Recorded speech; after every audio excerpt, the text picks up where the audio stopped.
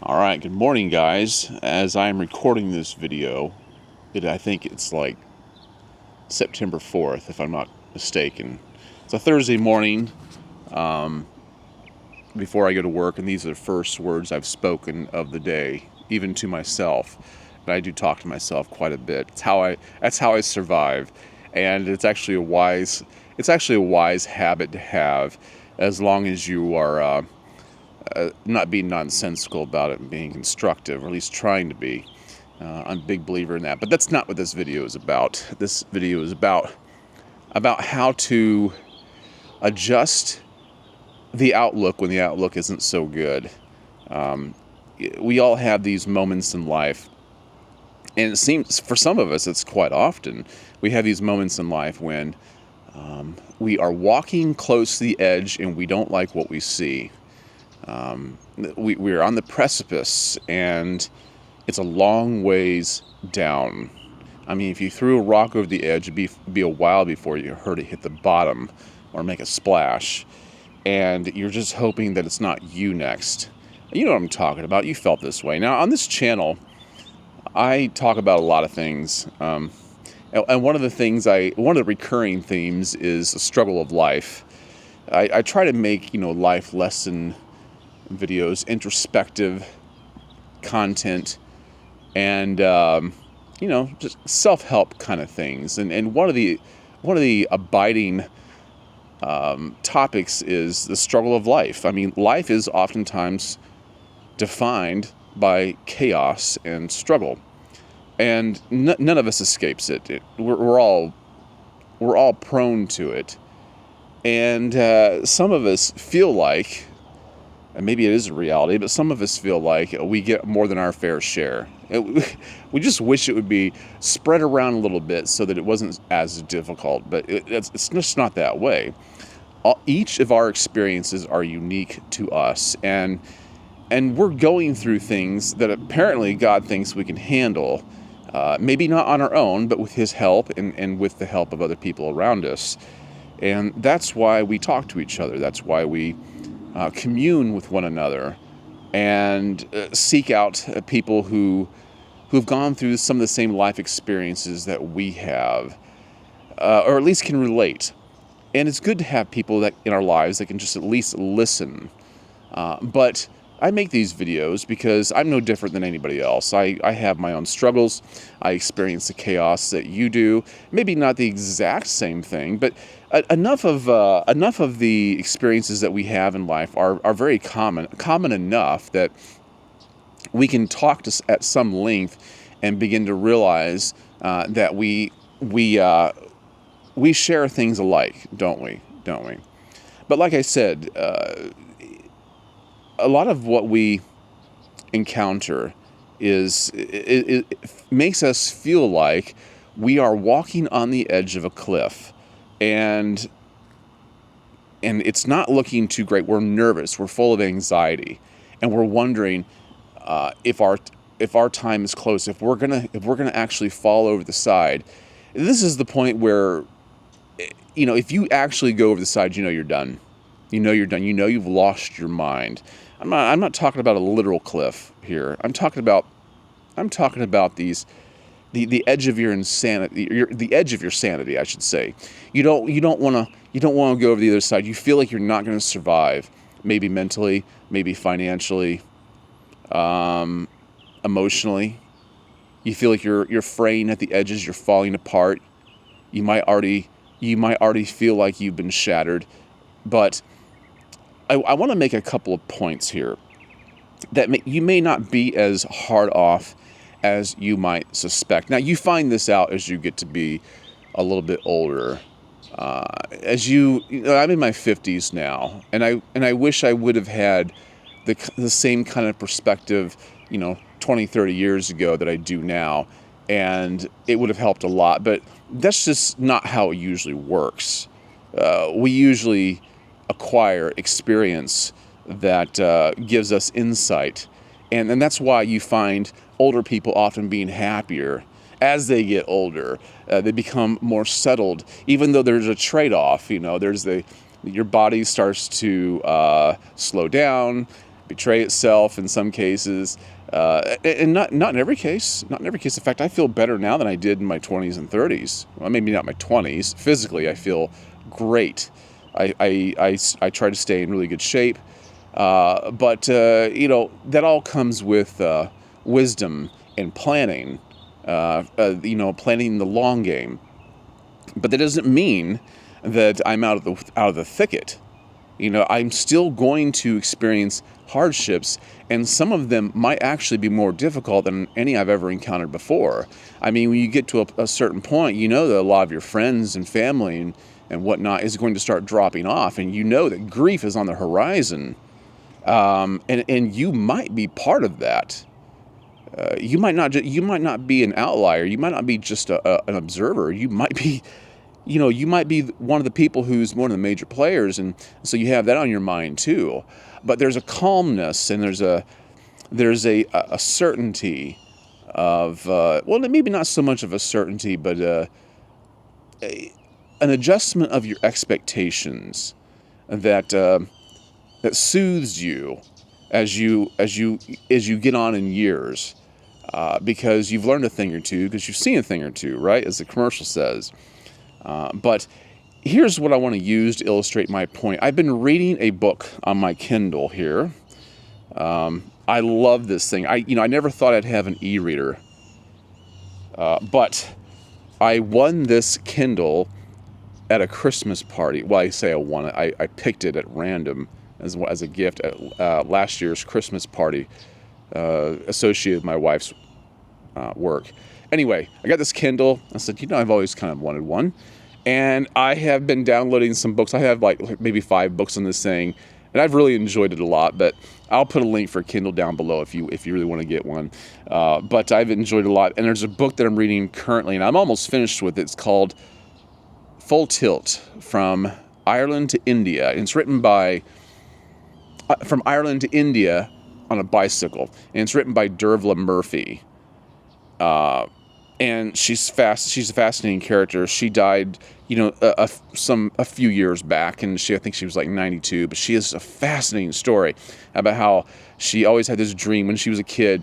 She knew that she wanted to travel the world on her bicycle, more or less, and so she did that. She went from Ireland to India, and the trek was grueling, and she went through. A lot of it was going through Pakistan and Afghanistan to get to India, and it was no easy proposition. No, it was not easy at all. Never once did she say, "I regret doing this." She sometimes felt like, "I don't know if I'm going to make it through it," but she never expressed regret. And I love her constitution.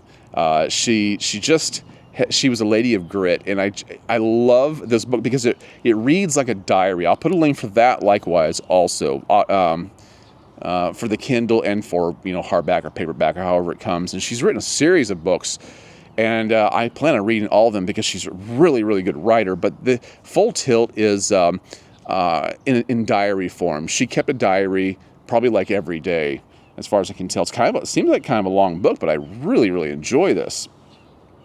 But she was talking about a situation where, in a lot of cases, she couldn't ride her bike through certain areas, certain mountains or certain regions, because either the law wouldn't let her or the military wouldn't allow her, because they knew that thieves, robbers, and killers would ambush her.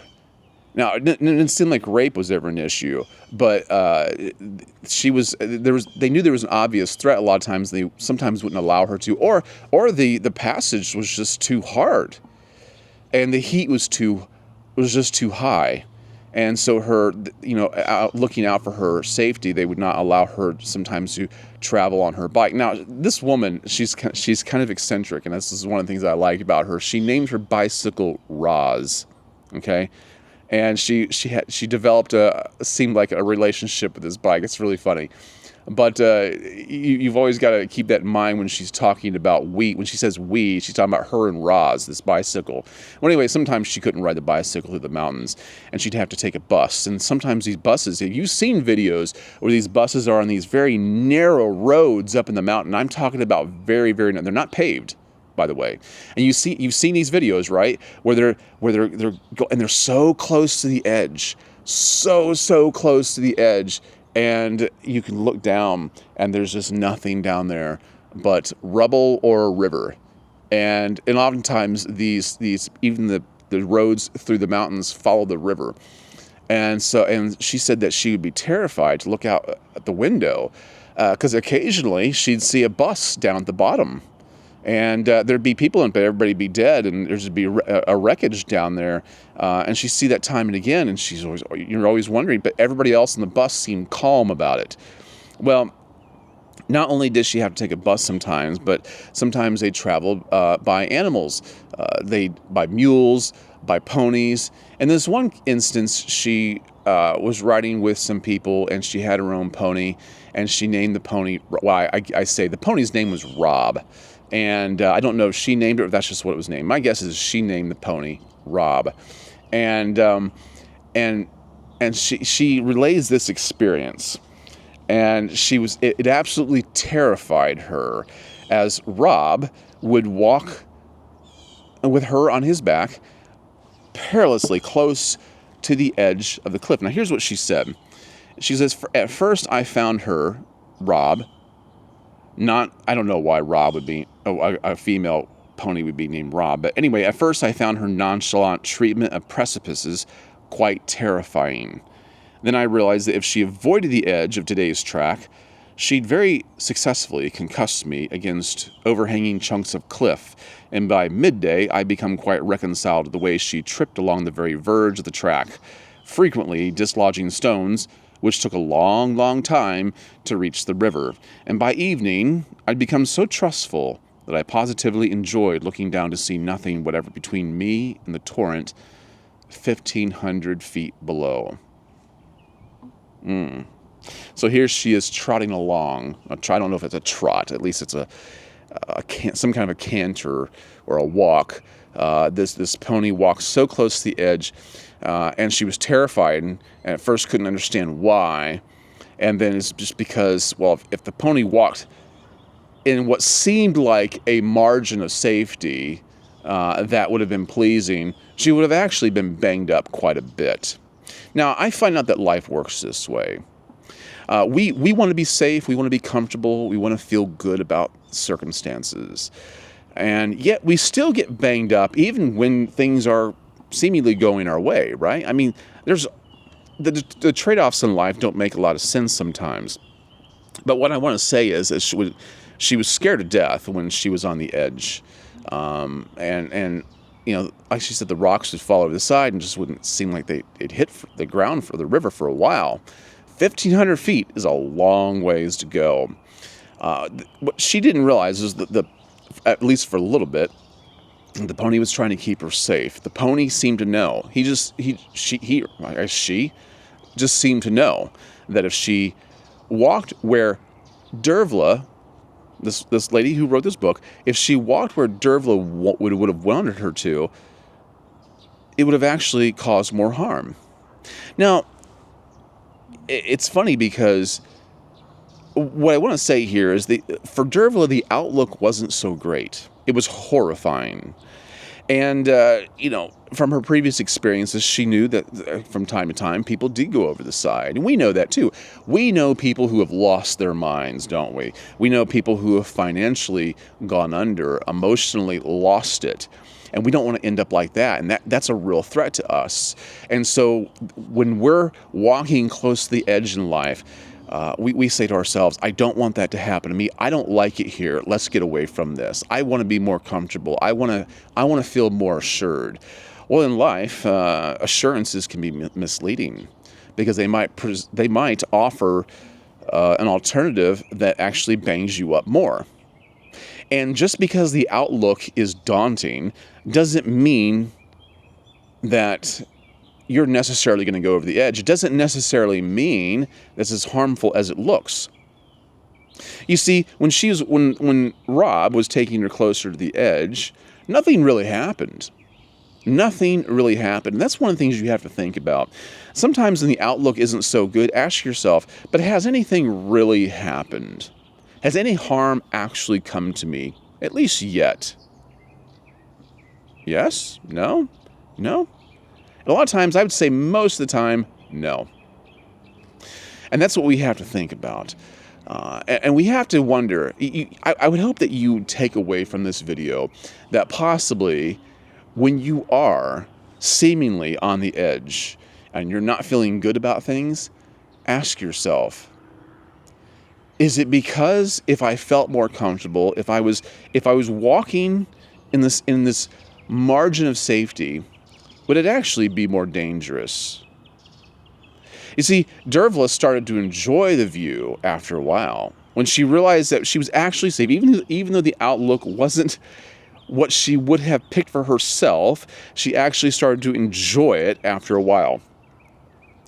And she started to take in the view and appreciate it. Can you do that?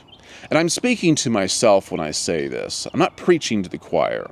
I'm more or less talking to myself. I mean, if you were sitting here with me while I'm making this video, you know that for a fact I'm talking to myself until I upload this video.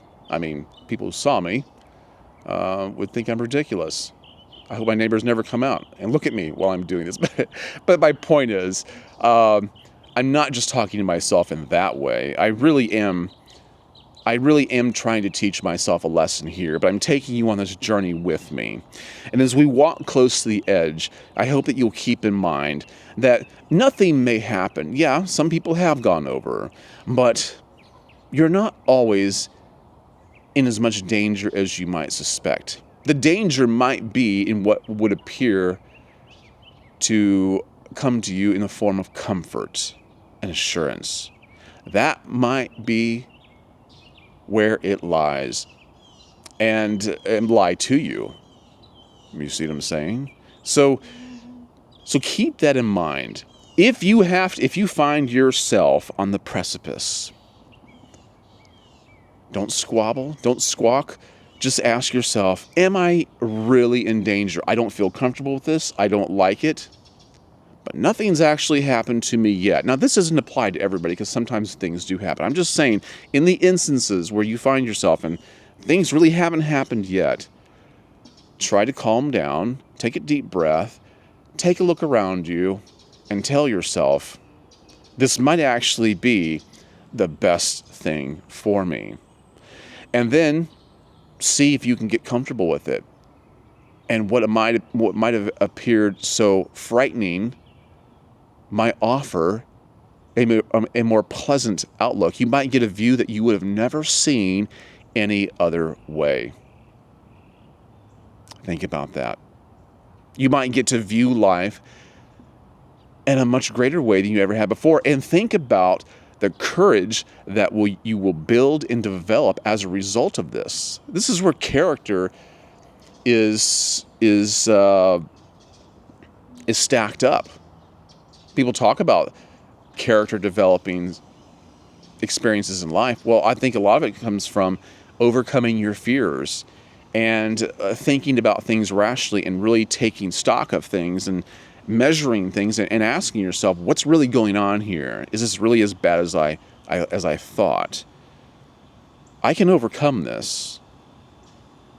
I mean, you might have things going on in your family. You might have things going on at work. You might have things going on with all the expenses that are coming in. I mean, that's something that most of us can relate to now. And you say, I'm scared. I'm scared that I'm going to go over the edge. I'm scared that I'm going to lose everything. I'm scared that I'm going to lose my mind, that I'm not going to get these things back. But has it happened yet? Well, for some of us, in some cases, we might have lost some things. But in those cases, you might find out, and I've heard this countless numbers of times, where people have lost jobs, or they've lost income, they've lost certain relationships, and you know what I'm talking about because you've talked to people like this too. They say that was the best thing that ever happened for me. Loss oftentimes brings something good, but we're not always losing in every case. So think about it. Think about it. You're not over the edge. You're not over the edge. And sometimes you might not, even if you go over the edge, you might not hit bottom anyway, because there might be another, just another plateau. That's not really the right word I want to think of, but there might be another level you just fall down on that you didn't even know was there before. You go, okay, that wasn't so bad. It wasn't so bad. See, Dervla was on the back of this pony. The pony knew better than she did. You see, she wasn't going through it by herself, and we're not going through it by ourselves either. God knows. He's with us. He's walking with us, and sometimes he's quiet. You know, the pony wasn't talking to her. They don't talk. Balaam's donkey did, but sometimes it's quiet, and you have to kind of just take things in, seemingly by yourself, but you're not by yourself. You know, I think there's a lot to take away from this experience, this story, this relaying of this anecdote, and I hope that it's helped. I hope it's really spoken to you at just the right time. Because I'm going to tell you something. I think it's always the right time to hear something like this. I mean, if you're not going through one thing, you're going through another. And it's good to be reminded that you're okay. If you haven't gone over the edge yet, try to get accustomed to the view. You might see something you've never seen before and start to appreciate it. And you might start to view the margin of safety to be somewhat misleading. All right? All right. Guys, I hope you've enjoyed this. Thank you for your time. I do appreciate you listening to me. Leave a comment down below and give me your thoughts. And make sure that you subscribe. Listen, I'm really close to 40,000 subscribers. I'd like to see it get over that. I'd like to see it get up to 100,000, a million. But it's not absolutely necessary. So if you haven't subscribed, please just check to see if you have or haven't, and do so. And always look at the description below. Like I said, I'll put a link for the Kindle, and I have a case on this. This is not, this brown case that you see here. That I'll put a link for that too. I really like this. If I can find it, if I can find the same one I just had, but I really like this case. And then a link for the book too. All right, guys. I hope you have a great day. Think on these things. All right, think on these things, and ponder them. And just, like I said, give me your thoughts. All right. I will catch you guys on the next one. In the meantime, be wise.